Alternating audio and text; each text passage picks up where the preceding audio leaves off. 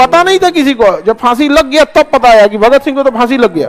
तब महात्मा गांधी कहे कि रे इरविनवा क्या किया है तुम। भगत सिंह को जो गवाही दिया था ना, उसको एक बिहारी गोली मार दिया। हालांकि भगत सिंह को जब फांसी दिया गया तो जो जज थे उन जजों में एक आगा हैदर भी थे। आगा हैदर ने तो पूरा अपना फैसला लिखा है भगत सिंह के फेवर में, लेकिन जजों को फांसी देना ही था। 1931 में लगी थी फांसी किसको। अब महात्मा गांधी कोने मुंह से करते कि दोबारा आंदोलन चालू करो, लोग गरिया देते महात्मा गांधी को। महात्मा गांधी ने इस आंदोलन को बहुत भयानक रूप दे दिया था। अब उधर इंग्लैंड का प्रधानमंत्री पागल था, इरविनवा को गरिया गिरे चोटा कहीं कहा, तुमसे हम कहे थे बवाल नहीं होना चाहिए, कैसे बवाल कर दिया। कहा कि साहब गलती हो गया, मार्च में आया था 1930 में हमारे पास 11 को मांग लेके, हमको लगा कि भगा दिए थे हम, गलती हो गया। कहा कि मंगाओ गांधी जी को मंगाओ और उनकी बात मानो और उनको इंग्लैंड भेजो गोलमेज सम्मेलन में, क्योंकि इंग्लैंड में चल रहा था गोलमेज सम्मेलन। पहला गोलमेज सम्मेलन हुआ था 1930, पहला हुआ था 1930 और 30 में इंग्लैंड के प्रधानमंत्री जो थे रैमजे मैकडोनाल्ड गोलमेज बनाए थे, खूब बढ़िया राउंड टेबल, ऐसे टेबल था राउंड टेबल। राउंड टेबल होता है बराबरी के लिए, समझ में आ गया कि सब लोग बराबर जगह पे, इसमें कोई मतलब सीनियर जूनियर का जगह नहीं होता है, जहां से बैठिएगा आपका स्पेशल है। इसमें ये वाला यहां पे बैठ जाता है। तो इन्होंने क्या बनाया था, राउंड टेबल समिट, गोलमेज सम्मेलन। 1930 प्रथम गोलमेज सम्मेलन कब हुआ था, 1930। रैमजे मैकडोनाल्ड ने भव्य स्वागत का इंतजाम किया था, व्यवस्था किया था खाने पीने का, और पूरी इंग्लैंड में ढिढोरा पीटा था, देखो कैसे हम भारत की समस्या को 2 मिनट में सॉल्व करते हैं। अभी बुलाए हैं गांधी जी को, सब आएगा गांधी जी, कांग्रेस को भी बुलाए हैं, वहां गांधी और कांग्रेस के सिवा बड़ा कोई नेता ही नहीं है, हम 2 मिनट में निपटा देंगे। इधर 1930 में ये प्रथम गोलमेज सम्मेलन बुलाया है, इधर इंदिरा गांधी जी का मांग फेंक दिया, कभी ना मान तो गांधी जी 1930 में कौन चीज करके बैठे हैं, और उधर कौन चीज चल रहा है। सभी ने अवज्ञा आंदोलन का मुख्य उद्देश्य क्या था, एकदम प्रेम से आपकी बात को ठुकरा देंगे। यहाँ पे इंग्लैंड का प्रधानमंत्री इंतजार कर रहा था, अब आएंगे गांधी जी, अब आएगा कांग्रेस का कोई नहीं आया, इंतजार करते रह गया। रैमजे मैकडोनाल्ड चुपचाप रह गए। विपक्ष का नेता था वहां पे विंस्टन चर्चिल, का हो मैकडोनाल्ड, गुलाम देश भी वैल्यू न दे रहा है आपको।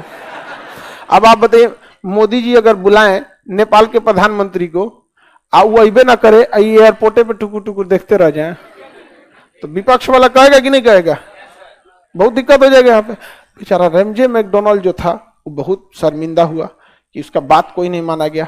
फोन किया किसको, इरविनवा को, कि देख इरविन चोट्टा,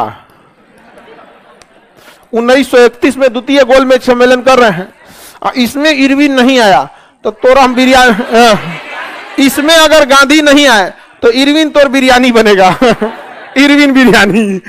अब इरविन बेचारा टेंशन में आ गया, क्योंकि इरविन के अगर गांधी द्वितीय गोलमेज में नहीं गए रहते ना, इरविन को पक्का मैकडोनाल्ड आके गरियाता, यहाँ पे दांते काट लेता, उसकी नौकरी चल जाती यहाँ पे। अच्छा, महात्मा गांधी को दिए थे कांग्रेस का कोई मत जाओ, कोई गया ही नहीं, उधर अंबेडकर साहब बस गए थे। कौन गए थे, अंबेडकर साहब, तेज बहादुर सब्रू भी थे, लेकिन बड़े नेता में कौन थे, अंबेडकर साहब, तो अकेले में क्या होगा। अब द्वितीय गोलमेज सम्मेलन आ गया 31 में। अब 1931 में, सितंबर 1931 में इसको रखा गया था, सितंबर 1931 में। कौन सा सम्मेलन, द्वितीय।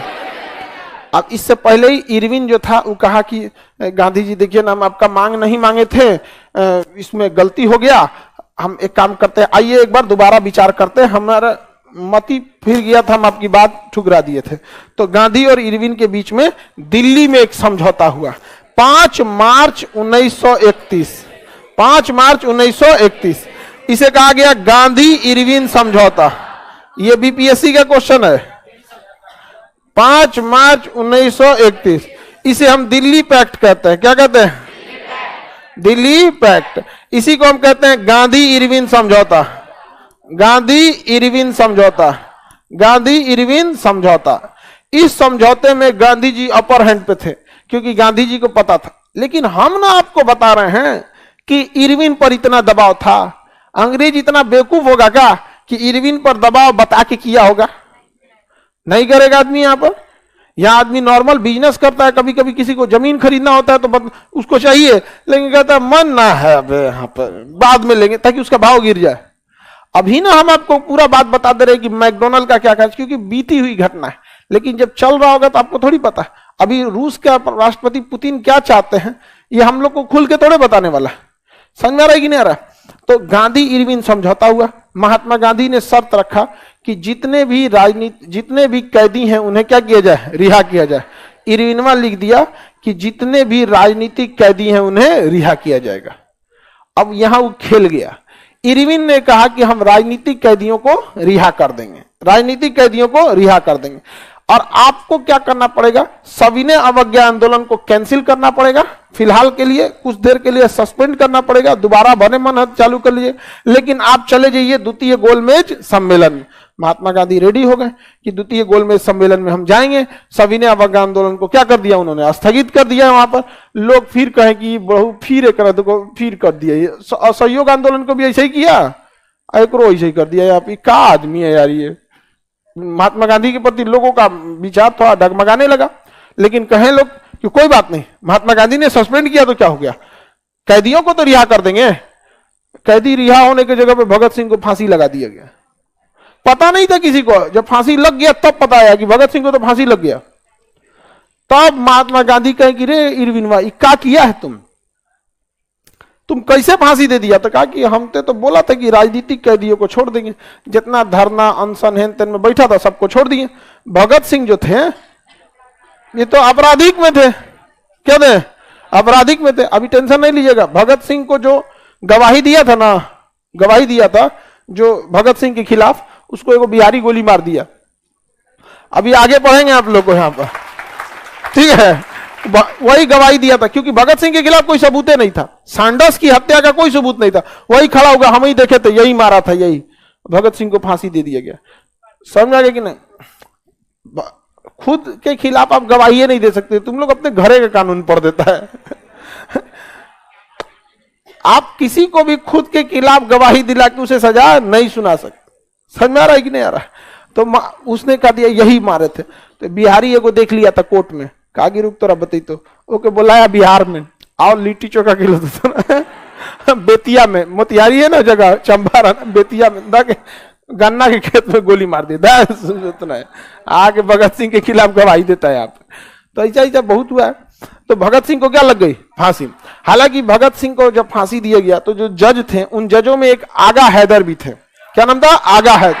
आगा हैदर ने तो पूरा अपना फैसला लिखा है भगत सिंह के फेवर में।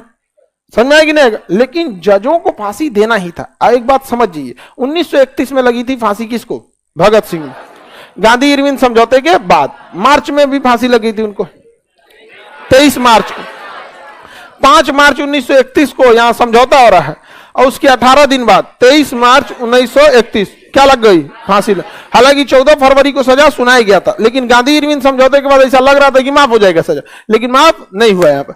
अच्छा ये बताइए, 1931 में सरदार पटेल भी बहुत बड़े जज वकील थे, और 1931 में कांग्रेस उन्हीं के हाथ में थी। 1931 का लाहौर कराची अधिवेशन सरदार पटेल थे। सरदार पटेल भी तो बहुत बड़े वकील थे। मोतीलाल नेहरू बहुत बड़का वकील थे, जवाहरलाल नेहरू बहुत बड़े वकील थे, जिन्ना बहुत बड़े वकील थे। आप गांधी को अकेले जिम्मेदार तब ठहराइएगा।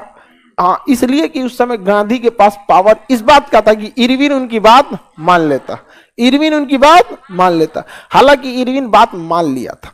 आप इस चीज को भी समझिए। आप अगर गांधी को देखिए, नो डाउट यहां गांधी को, हम लोगों से अगर ऐसी गलती हो जाए कि अपराधियों को छोड़ने की जगह अगर कोई लिख दे कि राजनीतिक अपराधियों को छोड़ा जाता है, तो हम लोग ऐसा गलती कर सकते। एक वकील ऐसा गलती करेगा?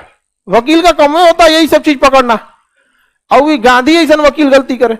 रियलिटी में गांधी जी हिंसात्मक चीजों को ज्यादा पसंद नहीं करते थे, लेकिन किसी चीज को पसंद न करना इसका मतलब यह नहीं होता है कि उससे नफरत करना।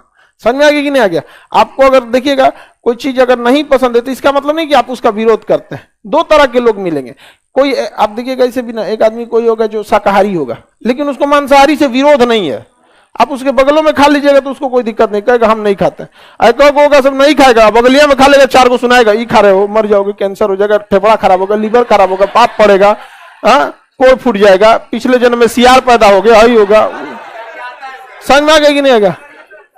इतना ज्ञान देगा जिसे लगेगा उम्र पे नहीं करेगा। दो टाइप के लोग होते हैं यहाँ पे।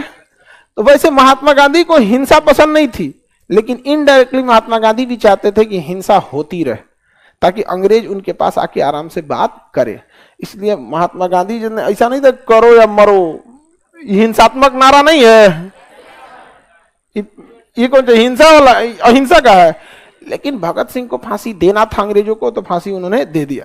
क्योंकि अगर किसी हिंसात्मक चीज को, आप ही बताइए, आप जाके जापान पे कब्जा कर लीजिए या पाकिस्तान पे कब्जा कर लीजिए, आप जापान पे क्या बोलेंगे भाई, हम लोग का दोस्त है, आप जाके पाकिस्तान पे कब्जा कर लीजिए, ठीक है, समझिए, और वहां कोई आदमी एकदम खतरनाक काम करेगा, गोली उली मार देगा एकदम खतरनाक, जब भगत सिंह ने कैसे मारा, बम उड़ा दिए, असेंबली उड़ा दिया, संसद भवन और उड़ा दिया, क्या आप उसको सजा दीजिएगा या माफ कीजिएगा? क्योंकि अगर गुलाम बना के रखना है तो सजा बहुत भयानक देना पड़ता है।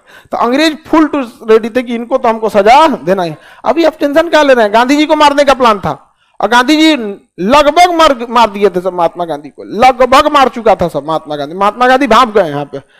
तो महात्मा गांधी से पहले अंग्रेजों ने क्या सस्पेंड कराया? सविनय अवज्ञा आंदोलन, सब जगह हल्ला हो गया। महात्मा गांधी ने कह दिया मैंने कैदियों की रिहाई की भी बात कर दी है, सब लोग गांधी जी की खुश हो गए। यहाँ पे सरोजिनी नायडू इतनी खुश हो गई, इरविन से इतनी खुश हुई कि इरविन को कह दिया कि भारत में एक महात्मा नहीं है, दो महात्मा है। एक महात्मा गांधी को चंपारण सत्याग्रह के बाद गांधी जी को महात्मा की उपाधि मिली गई थी, तो उन्होंने इतना खुश हो गई कि ऐसा वायसराय होना चाहिए। उन्होंने क्या कहा? दो महात्मा। क्या कहा? दो महात्मा। तो बताइए, हम लोग तो इतिहास पढ़ रहे हैं ना, जो वहां था उस आंदोलन में, जो उस समझौता में था, वो इरविन से इतना अच्छा से प्रभावित हो गया कि लगता है कि ये छोड़ देगा। क्या आपको लगता है कि अगर पता रहता है कि इरविन भगत सिंह को फांसी देने वाला है तो सरोजिनी नायडू दो महात्मा कहती? नहीं कहते। इट मींस अंग्रेज के डबल फेस होते हैं, वो डबल फेस होते हैं। आप एक चीज लिख के रख लीजिएगा कि यूरोप वाले और अंग्रेज, अमेरिका कभी भी पाकिस्तान का साथ देंगे सब, कभी भी, चाहे वो कितना आतंकवाद फैला दे, क्योंकि उनको पता है कि उनका बाप जिंदा है भारत, उनको टक्कर देने वाला यही है। समझ में आ गया कि नहीं आ गया? क्योंकि उनकी जब उनका समय था तो उन्होंने राज किया था। समझ में आ गया कि नहीं आ गया? लेकिन अब पूरी दुनिया में डोमिनेट करेगा कौन? भारत। इसलिए डायरेक्ट तो भारत से लड़ नहीं सकते, तो किससे कहेंगे? पाकिस्तान से। तुम टॉर्चर करो, तुम टॉर्चर करते रहो। यहाँ पे इन लोग की दोहरी नीति होती है, एकदम इन लोगों से सोच समझ के रहना चाहिए। समझ में आएगी नहीं? आ गया? खतरनाक आदमी। अच्छा, हम जब इस चीजों को समझाते हैं तो हमको कुछ कुछ जो राजदूत वगैरह होते हैं समझना, वो कहते हैं सर आप ऐसा बात बोलते हैं, हम लोगों को जवाब देना पड़ जाता है। तो कह दीजिएगा कि हम थोड़े बोले हैं, खान सर बोले हैं, जवाब कौन चीज देना? आपका हम रिश्तेदार हैं, हलदार। अरे भाई, आप म्याऊं म्याऊं करके जवाब देंगे? हमको पढ़ाना है, पूरे देश के लोगों का माइंडसेट हमको सेट करना है कि आप किसके प्रति हैं, किसके प्रति नहीं हैं। आप अपना काम कीजिए, हम सिखाने आए हैं कि आप अपने ऑफिस में बैठ के क्या कर रहे हैं। आप हमारे क्लासरूम में झांक लेते हैं, हम क्या पढ़ा रहे हैं। समझ में आया कि नहीं गया? हमारा काम है देश बदलना। आपको एगो डिपार्टमेंट दिख रहा है, हमको पूरा देश दिख रहा है, अंतर होता है। किसी को आगे बढ़िए, किसी को कोई दिक्कत नहीं है? देखो सर, अभी तक गोडसे नहीं आया, वो इंतजार कर रहा है गोडसे का इंतजार कर रहा है गोडसे का। अभी आपको ना जब रियलिटी पढ़ेंगे ना, तो आपको धर्म से थोड़ी सी दूरी बन जाएगी, ठीक है? रियलिटी धीरे धीरे पढ़ते चलिए। 1948 आने दीजिए, आते आते आपको ना धर्म से थोड़ा सा लगेगा यार, ये तो धर्म वरम कुछ खास चीज नहीं है, थोड़ा सा पीछे हट जाना चाहिए। आराम से भी समझते चलिए। यहां तो समझ में आ गया। अब महात्मा गांधी फांसी दे दिया गया।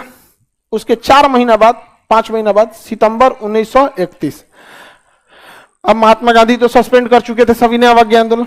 अब भगत सिंह को फांसी लग चुकी थी। अब महात्मा गांधी कोने मुंह से करते कि दोबारा आंदोलन चालू करो, लोग गरिया देते महात्मा गांधी को। अब महात्मा गांधी को उस समय अंग्रेजों ने सेफ्टी दिया था, पुलिस गार्ड। सोचिए महात्मा गांधी का कितना विरोध हुआ था कि महात्मा गांधी को गार्ड देना पड़ा था कि अरे भैया भगत सिंह के गुस्सा इन पे मत उतार दो सर। समझ में? क्योंकि भगत सिंह को फांसी दी गई थी अंग्रेजों की वजह से।